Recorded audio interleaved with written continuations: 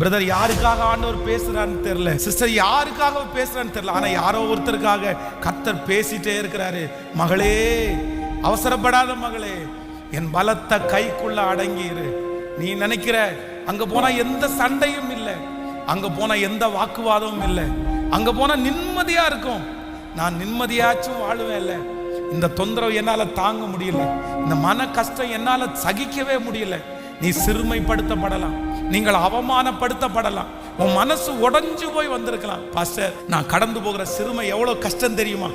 ஆனா ஆண்டவர் சொல்றாரு, கொஞ்ச நாளைக்கு நான் உன்னை உயர்த்துகிற வரைக்கும் அந்த பலத்த கைக்குள்ள நீ அடங்கி இரு.